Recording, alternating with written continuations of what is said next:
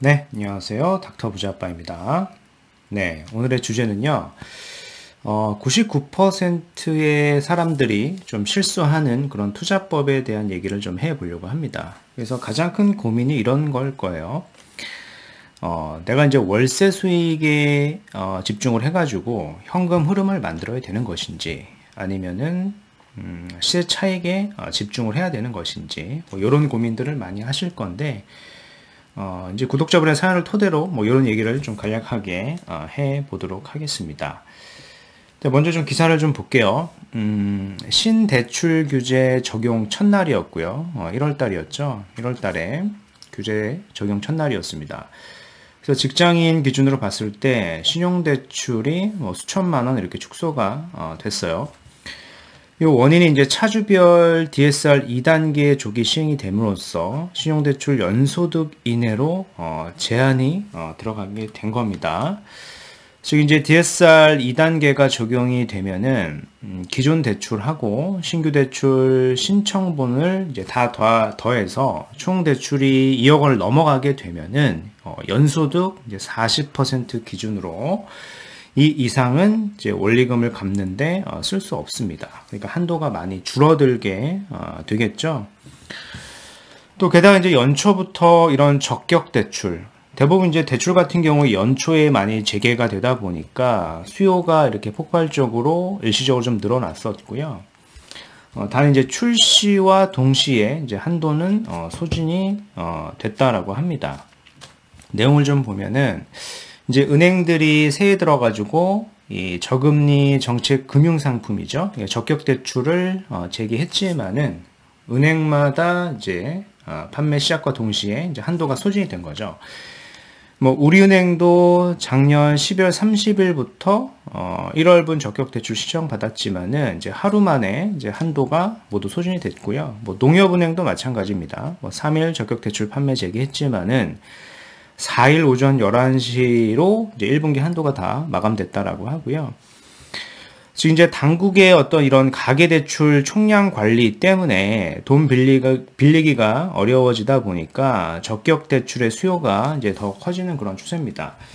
최근에 주택시장을 보면은 뭐 특히 이제 수도권 기준으로만 봤을 때 주택시장이 뭐 조정장이다, 뭐 하락한다 이런 얘기들이 많이 있습니다. 실적으로 이제 상승률 자체도 이제 많이 둔화가 됐는데 뭐 시장 자체를 보면은 뭐 이런 거죠. 대출 규제를 현재 정부에서 하고 있고요. 그렇죠? 대출 규제도 이제 하고 있고 여기에 더불어서 어떤 세금에 대한 규제도 하고 있죠. 즉 양도세죠. 뭐 양도세와 이런 보유세 부분, 이런 부분을 하고 있어요. 결국에는 이제 대출 규제를 한다라고 하는 것은 내가 주택을 살 수 없게 만드는 것이겠고, 세금 규제를 한다라는 얘기는 내가 주택을 팔 수 없게 만들기 때문에, 즉 사지도 못하게 하고 팔지도 못하게 하기 때문에 사실 뭐 거래량 자체가 나올 수가 없는 그런 상황이고, 이런 상황 속에서 사실상 주택이 약간 뭐 조정을 받고 있다라고 볼 수 있는 겁니다. 그런 자체적인 어떤 영향이라기보다는 이런 정부의 대외적인 영향이 큰 그런 상황입니다. 네. 또 서울하고 5대 광역시 아파트값 양극화가 심화됐다라는 그런 기사고요. 가격 차이를 보면은 평균적으로 8억 5천만 원이나 차이가 난다라고 합니다. 지난 2017년 5월 기준으로 서울과 5대 광역시 아파트 평균 매매 가격은 각각 약 한 6억 7백만 원하고, 이제 광역시 같은 경우에는 2억 6천만 원이었어요. 그래서 격차가 한 3억 4천5백만 원 정도의 격차가 있었는데, 이게 지난해죠. 지난해 12월 서울 아파트 평균 매매 가격은 이미 12억이 넘어갔어요. 12억 거의 한 5천만 원 정도 가까이 하고요.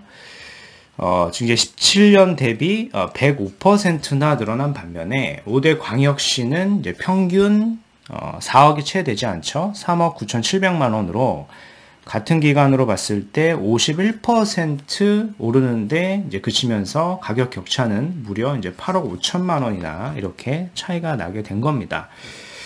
뭐 그런 거죠. 아무래도 서울 같은 경우에는 전국적인 수요가 있죠. 전국적인 수요가 있고, 이 광역시 같은 경우에는 국지적인 수요가 있죠. 그죠? 수요가 한계가 있다라고 봐야 됩니다. 뭐 최근에 뭐 수도권에서도 광역시 일대 지방권에 투자를 하시는 분들도 많이 있겠습니다만은 결국에는 뭐 국지적인 수요가 맞고요. 광역시 일대 집가격이 비싼 지역들을 보면은 사실 학군지죠, 학군지. 근데 학군지가 결국에는 어디를 향하고 있느냐? 다 서울을 향하고 있죠. 그래서 서울의 어떤 상승세, 그리고 서울과 광역시 양극화는 앞으로 더 극심화될 수밖에 없다라고 보여집니다. 아무래도 인구 수는 계속 줄게 될 거기 때문에 그렇습니다. 네. 또 한편 이제 훈풍부는 일기 신도시 리모델링 집가격도 계속 오르고 있다. 뭐 이런 기사가 있는데 내용을 좀 보면은 경기도 고양시 일산 서구 문촌마을 16단지 뉴 삼익도 리모델링 주택조합 설립 추진위를 이달 말 조합설립 총회를 개최할 예정이고 인근의 뭐 강선마을도 마찬가지입니다. 뭐 이런 단지들이겠죠. 뭐 이런 단지들의 리모델링 호재가 있어가지고 뭐 시세가 좀 오르고 있는 그런 상황인데 저는 이제 일기 신도시 같은 경우에는 이런 리모델링 투자보다는 재건축 투자를 하시는 게 더 좋다라고 생각을 합니다. 아무래도 이제 리모델링은 어느 정도 좀 한계가 있다 보니까 사실 뭐 리모델링이라고 하는 게 재건축이 불가능한 단지는 다 리모델링으로 선회를 할 건데요. 그 사업성 자체도 그렇고 아직까지는 그렇게 구조적인 어떤 제약이 많다 보니까 이런 재건축 단지에 비해 가지고는 향후에 그런 미래 가치가 그렇게 높지는 않다라고 판단해 볼 수가 있어요.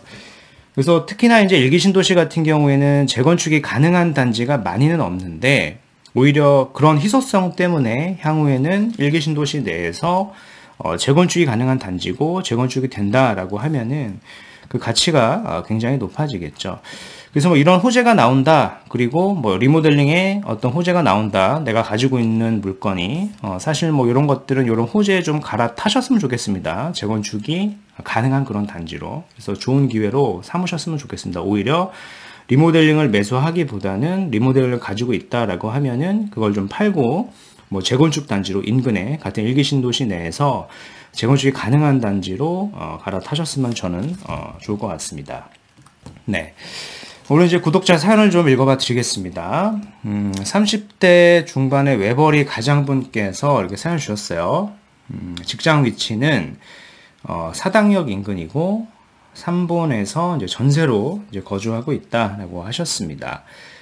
뭐 중견기업인데 최근에 뭐 아이까지 태어나서 이제 생활이 좀 많이 힘드신 것 같고요. 그래서 고민이 있는 게 뭐 부동산 컨설팅을 받았는데 뭐 1억 정도의 자금으로 이런 원룸형 오피스텔 세 채 투자를 권유받았다라고 합니다.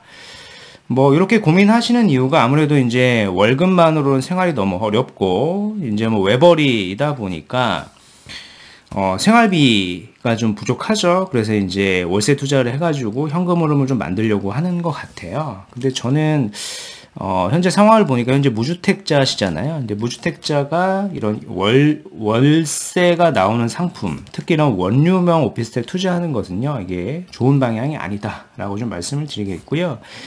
뭐 가능하면은 해당 일대 지금 보시면 3본인데 뭐 3본보다는 평촌 쪽으로 좀 가 보시면은 전 좋을 것 같아요. 그래서 평촌 쪽에 아파트 중에서 리모델링보다는 뭐 재건축이 가능한 그런 단지를 좀 추천드려 볼 테니까 뭐 좀 살펴보셨으면 좋겠습니다. 이와 비슷한 사례가 있어서 제가 과거에 제 주변 지인들도 비슷한 고민을 했었어요. 그래서 간략하게 제가 좀 말씀을 한번 드려볼게요. 약간 시기적으로 보면은 한 5년 전쯤이었던 것 같습니다. 그래서 제 직장 동료였죠. 2명의 친구가 있었습니다. A라는 친구가 있고 이제 B라고 하는 친구가 있었어요. 이제 아무래도 이제 동기다 보니까 입사 시기도 거의 같고요. 뭐 직장 근무 연차도 거의 같았습니다. 한 7년, 8년 정도 이렇게 근무를 했었던 것 같고 이들 친구들 같이 저 포함해서 이제 3명이었겠죠. 그래서 모여서 뭐 커피를 좀 자주 먹었어요. 이제 커피를 많이 먹으면서 어떤 미래에 대한 걱정에 대한 고민을 많이 했었죠.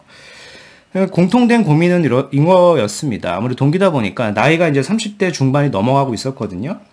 그래서 결혼을 다 했었고요. 이제 결혼을 다 했었고 결혼을 했는데 게다가 이제 자녀까지 다 생겼었습니다. 어린 자녀까지 생겼고 이렇다 보니까 이제 외벌이로 이제 전환을 해야 되는 그런 시점이었어요. 외벌이로 전환을 해야 되니까 아무래도 이제 이 소득이 많이 줄잖아요. 이제 소득에 대한 걱정, 그리고 비슷한 걱정인데 미래에 대한 걱정, 이런 것들이 많이 있어가지고 뭐 같이 뭐 얘기도 많이 나누고 뭐 고민도 했던 뭐 그런 얘기를 좀 들려드리려고 하는 거고요.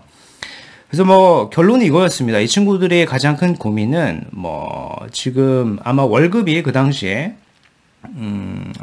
대기업 직장 생활 한 7년에서 8년 정도 됐으니까 350만 원에서 한 400만 원 정도 됐던 것 같아요. 실수령액 기준으로. 아주 많은 자금은 아니죠. 그래서 자녀까지 있다 보니까 생활하기 많이 빠듯해서 부족한 자금을 본다라고 하면은 그때 한 100만 원 정도가 다 부족했던 것 같아요. 그래서 100만 원을 어떻게 만들어낼 것인가 이런 고민을 많이 했는데 제가 그때 같이 뭐 조언을 드렸던, 동기들에게 조언을 드렸던 내용들은 뭐 요거였던 것 같아요. 이 100만 원 같은 경우에, 당장 우리가 해결할 수 없으니까, 니들이 이제 대기업 직장에 다니고 있으니까 이 마이너스 통장 대출이 될 거 아니냐. 일단은 마통을 좀 내서, 그걸로 생활비, 부족한 생활비 좀 충당을 하자라고 뭐 현실적인 얘기를 좀 했었던 것 같고요.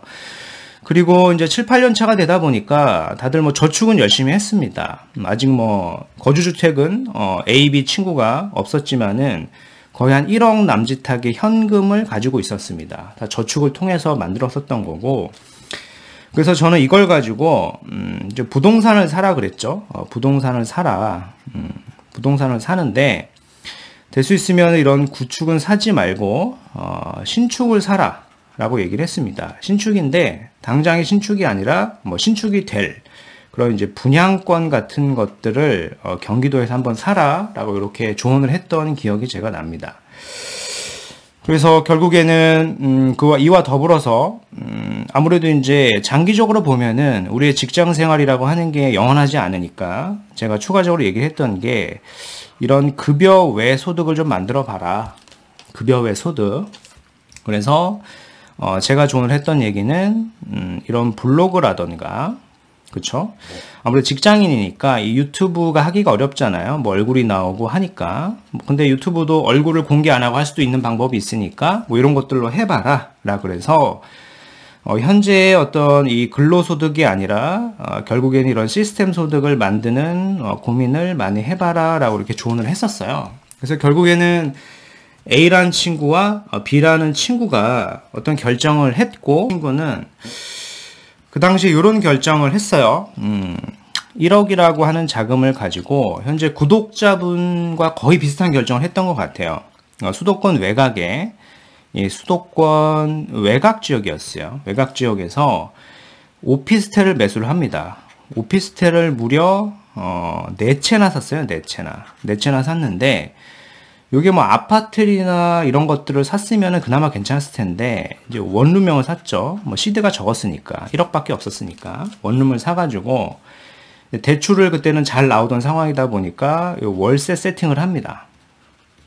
월세 세팅을 해가지고 현금 흐름을 대출 이자들을 빼고 나니까 한 100만 원 정도가 남았던 것 같아요. 이제 100만 원 정도가 남아가지고 그 당시에 자랑을 많이 했죠. 나 100만 원 정도 현금 흐름 만들었다. 1억 투자해가지고 그때 자랑을 많이 했던 기억이 나고. 근데 현재 결과적으로 보면은 거의 한 5년이 흘렀잖아요. 5년이 흘렀는데 이 원룸형 오피스텔 같은 경우에 아직도 시세가 비슷합니다. 제가 샀던 가격하고 뭐 1억 몇천 정도 하는 것 같아요. 그럼 5년 동안 현금 흐름은 매달 한 100만 원씩 만들어냈으니까 뭐 6천만 원 정도 만들었겠네요. 그죠? 이걸 더하게 되면은 자기 순자산이 결국에는 뭐 1억 그대로 있는 거잖아요. 시세가 거의 오르지 않았기 때문에 거의 한 1억 6천 정도가 있는 거죠. 뭐 중간에 막 공실도 나고 그래가지고 실질적인 수익은 이거보다는 더 적은 것 같아요. 그러니까 5년이 지났는데 아직까지도 무주택자고 주택이 없고 1억 6천을 가지고 있는 겁니다. 이제 나이는 40대가 넘어갔어요. 이런 상황인데 이제 반면에 이제 B라고 하는 친구는 1억이라고 하는 자금을 가지고 뭐 이런 선택을 했습니다. 뭐 제 조언을 조금 들은 것 같아요. 뭐 정확한 단지에 대해서는 그 당시에 뭐 얘기를 하지 않았는데 뭐 요렇게 매수했다라고 합니다. 결과적으로 뭐 최근에 연락이 돼서 제가 확인을 한 결과인데, 경기도 내 아파트 단지를 언급하지는 않을게요. 분양권을 하나 샀어요. 분양권을 샀는데 그 당시에 분양가가 5.5억이었습니다. 5.5억이었고 이제 프리미엄이 좀 있었죠. 아무래도 이제 청약을 받은 게 아니니까 프리미엄이 층에 따라서 뭐 단지에 따라서 3천에서 한 5천 정도 프리미엄이 붙어 있었습니다. 그래서 결국엔 자기 투자 자금이 1억 정도를 넣어가지고 매수를 한 거죠. 과감하게 매수를 했고요. 근데 주변의 단지 시세들을 그 당시에 봤을 때는 이 분양가 5.5억이라고 하는 게 5억 5천이라고 하는 게 굉장히 비쌌었습니다. 그래서 사람들이 이거를 많이 사지 않았어요. 프리미엄도 많이 안 붙어 있었고요. 이런 상황인데, 근데 현재 기준으로 보면은요, 이 아파트가 전세가는 한 8억 정도 하고요. 전세가가 8억 정도 하고, 지금 매매가가 실거래된 게 16억이 넘었고요. 최근에 호가는 막 18억까지 나오고 있습니다. 18억까지 나오고 있고, 이게 이제 매매가고, 그쵸? 처음에 전세는 5억에 맞췄기 때문에 5억은 이제 부채로 잡히겠죠. 그래서 자기 순자산을 보면은 뭐 11억에서 많게는 이제 13억까지의 자산이 된 거죠. 뭐 여기에 머무른 게 아니라 이 친구는 블로그로 글을 많이 썼던 것 같아요. 블로그로 좀 활동을 해가지고 뭐 최근에 보니까 인플루언서가 돼가지고 지금 팔로워가 한 2만 명 정도 되더라고요. 2만 명 정도 돼서 뭐 제휴 마케팅 뭐 이런 것들을 통해 가지고 월 수익을 거의 한 100만 원 이상 만들어내고 있습니다. 뭐 결론은 이런 건데, 무주택자라고 하면은 A라고 하는 이런 선택지보다는요, B의 선택지를 하시는 게 더 맞다라고 제가 말씀을 드리기 위해 가지고 이런 장황한 설명을 드린 거고요. 될 수 있으면은 특히 이제 무주택자이기 때문에 주택을 좀 빠르게 매수해서 미래 가치가 있는 자산을 좀 불릴 수 있는 이런 선택지를 좀 하시는 게 맞겠고요. 은퇴 시점이 되신 분들도 사실 뭐 A라고 하는 선택지가 그렇게 좋은 건 아닙니다. 될 수 있으면 B라는 선택지를 하면서 어떤 본인의 사업을 별도로 만들어서 현금 흐름을 좀 적극적으로 만들어내는 그런 세팅에 대한 좀 고민이 필요하다라고 저는 말씀을 드려보겠습니다. 네. 그래서 지금 현재 직장 위치를 보면은 사당이라고 하셨죠?